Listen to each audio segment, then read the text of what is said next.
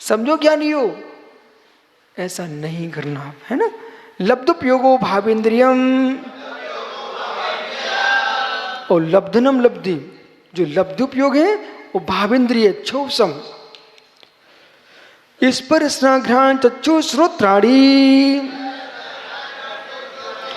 स्पर्शन रसना घ्राण चक्षु श्रोत, ये 5 इंद्रियां हैं। स्पर्श रसगंध वर्ण शब्द अर्था, स्पर्श रस गंध वर्ण शब्द, ये 5 इंद्रिय का विषय है। श्रुत मनेन्द्रियश्च, और श्रुत जो है वो मन का विषय है। श्रुत है ना, श्रुत श्रुत वो मन का विषय है। वनस्पत्यांतानमेकम, वनस्पति पर्यंत एक इंद्रिय होती है। पृथ्वी का एक, जल का एक, अग्नि का एक, वायु का एक, वनस्पति अंत दीप है, ये सभी एक इंद्रिय जीव हैं। कृमि पिपीलिका ब्रह्मणोषधिना एक वृद्धानी, कृमि पेट में कीड़े हो जाता ना, लट, वो कृमि होते हैं, वे 2 इंद्रिय जीव हैं। पिपीलिका यानी चींटी, मुगी मुगी चींटी, ये 3 इंद्रिय जीव है।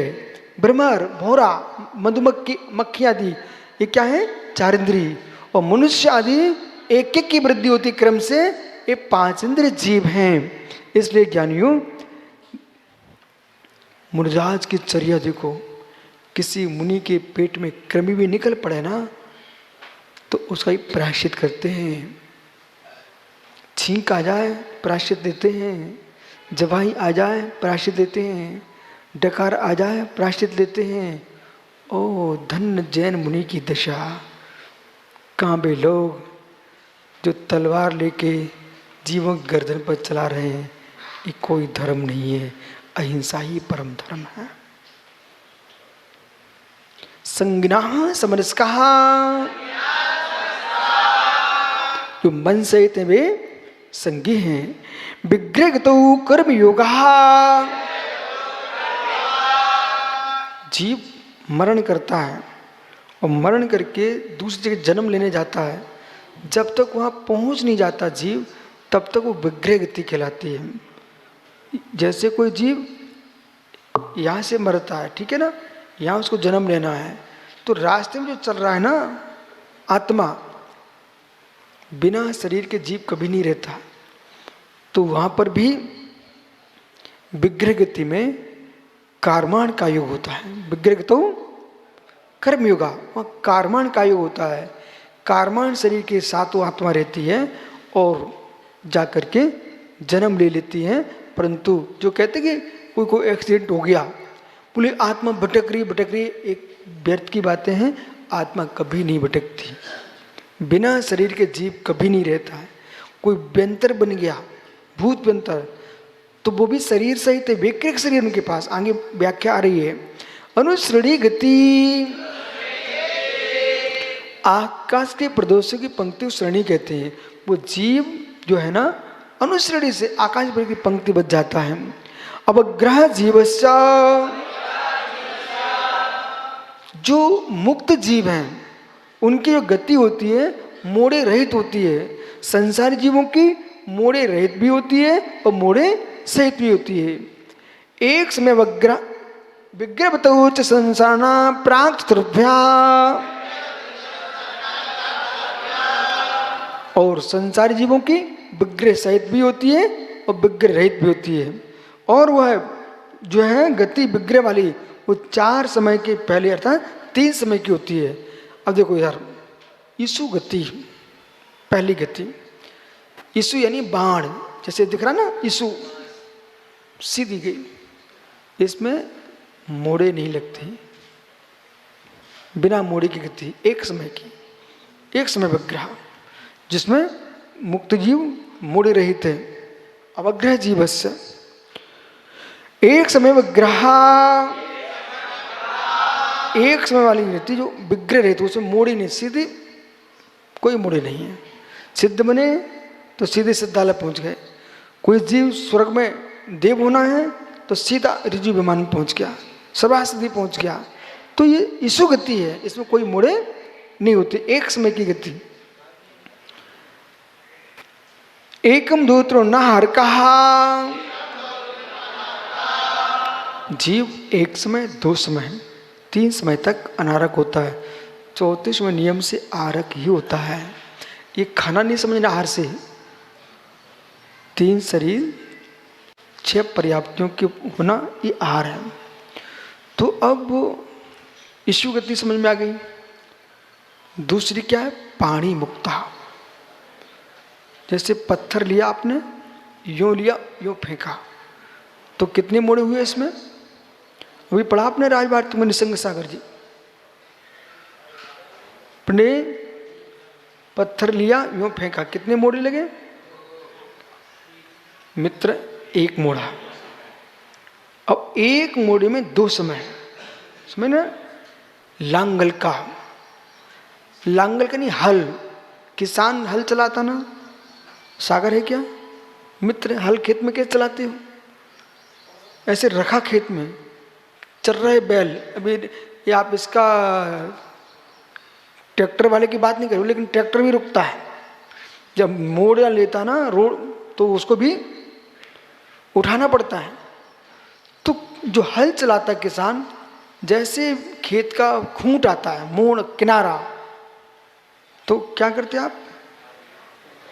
उठाते हो, फिर रखते हो, फिर आगे चलते हो। देखो आचार्यों को ग्रंथ लिखते समय सब दिख रहा था। उन्होंने किसान का लांगली नहीं, हल, तो हल जो है ना वो कितने समय का है? 2 मोड़े लेता है। ऐसे खूंट आया तो उठाएगा, मुड़ेगा, फिर चलाएगा। तो हल 3 समय का, उसके 2 मोड़े हैं। गोमूत्र का, गाय चलती ना तो पेशाब करती है, तो बहुत टेढ़ी मेढ़ी होती चली जाती है, पेशाब जमीन पर गिरती है। तो ऐसे जो है ये गोमूत्र का गति है, जिसमें 3 मोड़े हैं और 4 समय, और 4 समय के बाद जीव नियम से आरक हो जाता है। सम्मूर्छन गर्भपादा जन्म, जन्म 2 प्रकार का है, सम्मूर्छन, गर्भज, उपाय, 3 प्रकार का जन्म है। जो योग्य जलवायु के उत्पन्न होने पर अब मच्छर बहुत सारे, केंचुए, गिजाइयाँ, अब कहाँ चले गए? गिजाइयाँ बहुत सारी यहाँ दिखती थी, मौसम बदल गया, गिजाइयाँ समाप्त हो गई। आई कहाँ से थी? योग्य जलवायु मिलने पर। सम्मूर्छनम, जो मूर्छन ग्रहण कर ले वो सम्मूर्छन जीव हैं। कितने मेढक, केंचुए, गिजाइयाँ, बरसात में कितने जीव उत्पन्न होते हैं, ये सम्मूर्छन जीव हैं। और माता का रज, पिता के शुक्र से जो संतान का जन्म होता है वो गर्भज जीव है। और देव नारकी, देवों के स्वर्गों में उपासैया है और नरक के ढोल के पोल है, वहाँ पर जो जन्म लेते हैं उपास जन्म है। देवों का, नारकियों का उपास जन्म है, और मनुष्य, त्रिंच आदि का गर्भज जन्म है। शेष जो प्राणी ये सब सम्मूर्छन है। अब जो जन्म है, जन्म होता कहां पर है? सचित सी समृता सेत्रा मिश्रा चकस जो निहा,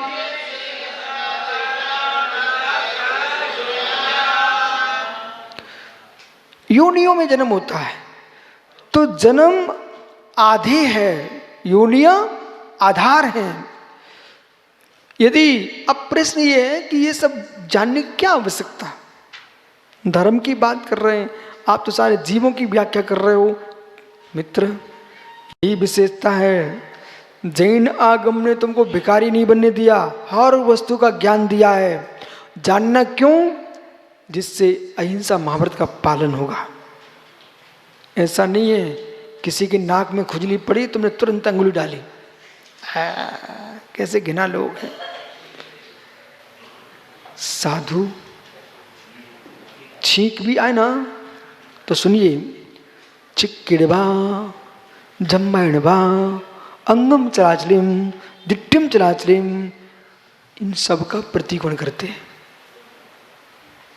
प्रायश्चित करते हैं।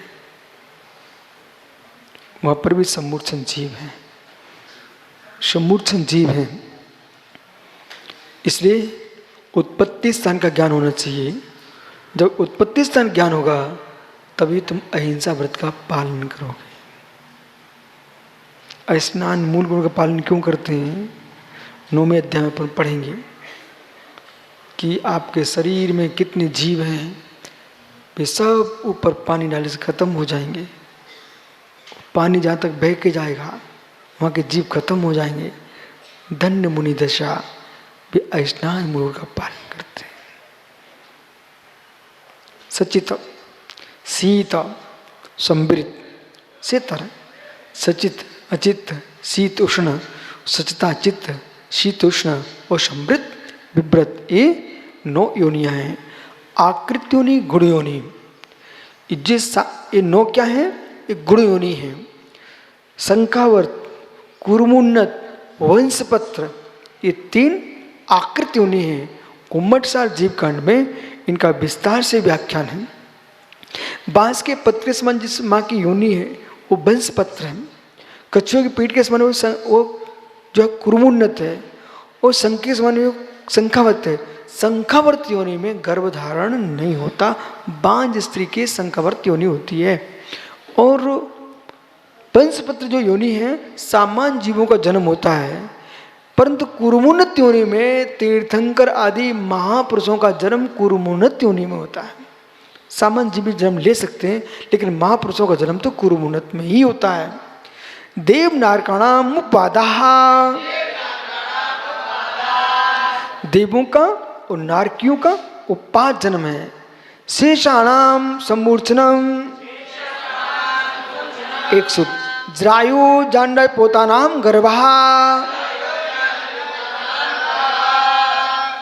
जो जेर से, तो देखो कितनी बातें लिखी शास्त्रों में। जेर जेर, जो आपने गाय आदि को देखा है, बच्चे जेर में लेते हैं, उनकी जेर लिपटी, ऐसे मनुष्य का बच्चा भी जेर में रहता है, लिपटा रहता है। तो जरायुज वो कौन सा जीव कहलाता है? जरायुज गर्भ। और अंडज, पक्षियों का जो जन्म है वो कौन सा है गर्भ? वह अंडज है। और पोतानाम, बिल्ली है, शेर है, ये प्राणी जन्मते उठ के दौड़ने लगते हैं, इनका पोत गर्भ कहलाता है। इनका जन्म क्या ना? पोत गर्भ जन्म है। शेषाणाम सम्मूर्छनम, जो शेष जीव हैं उनका सम्मूर्छन जन्म होता है। औदारिक बेकर आहारक तेजस कर्माणि शरीराणि, 5 शरीर हैं। औदारिक, बेकृक, आहारक, तेजस, कर्माण। जो उरु है, जो छिड़ता है अपना शरीर, क्या है? औदारिक। देवनारकियों का ये बेक्रियक। मनुष्यों में चक्रवर्ती के पास भी विक्रिया होती है, लेकिन वो औदारिक सजन विक्रिया है। 96,000 महारानियों के यहाँ पहुँचता है चक्रवर्ती, वो विक्रिया से, लेकिन उसकी विक्रिया औदारिक शरीर जननी है, विक्रियक शरीर नहीं है। आहारक, जो मुनिराज के मस्तिष्क से निकलता है, आगे आने वाला सूत्र फिर समझाते हैं आपको। आहारक, जो तेजस, अब तेजस के 2 भेद, शुभ तेजस, अशुभ तेजस। सुनो ध्यान से, वर्तमान में नहीं निकलता तेजस, सामान्य रूप से शरीर को तेज देता है उस तेजस। जो शुभ तेजस, अशुभ तेजस, मुनिराज के कोई बहुत करुणा आ जाए, कहीं उपसर्ग चल रहा है, दया आ गई, तो उनके दाएं कंधे से एक सुंदर पुतला निकलता है। वो जाकर के वह वहाँ पर सुभिक्ष फैला के आ जाएगा, सारा उपसर्ग दूर करके आ जाएगा। वो कौन सा है? शुभ तेजस। और कहीं गुस्सा कहीं ना, तो बाएं कंधे से अशुभ तेजस निकलता है, 12 योजन तक की भूमि को नष्ट करके आ जाता है। जैसे दीपान महाराज को निकला, ओहो, दौर का भस्म हो गई, और वापस आकर के मुनिराज को भी भस्म कर देता। इसलिए मालूम, साधुओं से दूर रहना चाहिए अपन को। ज़्यादा पास नहीं आने का। ठीक है, बोले कैसे? जैसे रोटी चूल्हे में रहती है, अंदर नहीं डालोगे तो सिकेगी कैसे, और रखे रह जाओगे तो जल जाएगी। बस जैसे रोटी के लिए चूल्हे के पास लेके जाते, इतनी अपन को साधुओं के पास जाना है कि बस हम सीख जाएं। ज़्यादा बैठेंगे तो तुम्हारे दोस्त दिखेंगे, निंदा होगी, कोई यहाँ की बातें होंगी, तो तुम्हारा पुण्य जलना प्रारंभ हो जाएगा। सुना माता? इसलिए भो स्वामी नमोस्तु, आहार दो, प्रवचन सुनो, अपने घर जा। अपने को कोई के पास बैठनी ही नहीं है। नादिनी की माता बहुत अच्छी है, वे कोई साधु पास जाती नहीं है। बहुत अच्छा किया आपने।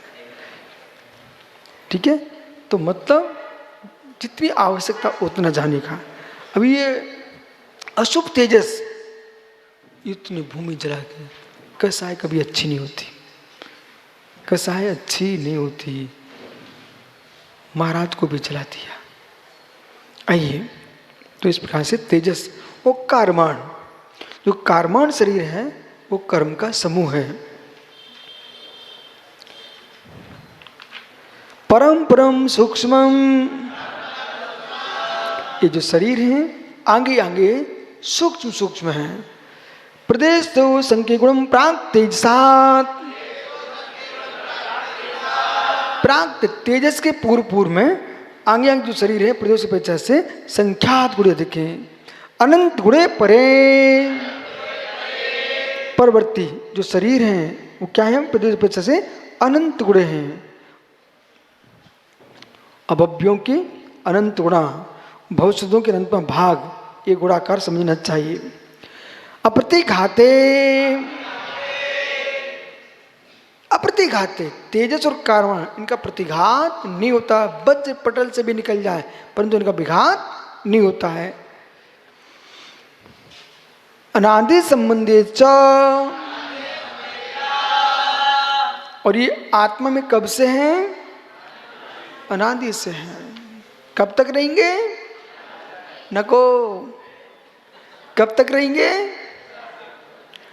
मित्र, अभव्य जीव के तो रहेंगे अनंत काल तक, और भव्यों का तो नियम से अंत होगा।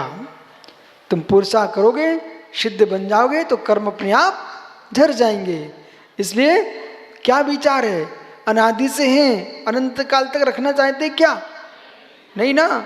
इसलिए तपस्या करो, अच्छी तपस्या करो। सम्यक दर्शन भी तुम्हारा सुरक्षित रहा ना भैया, सम्यक दर्शन भी सुरक्षित रहा, नियम से तुम्हारे अनादि कर्म नष्ट होंगे। श्रद्धा डगमग मत होने देना।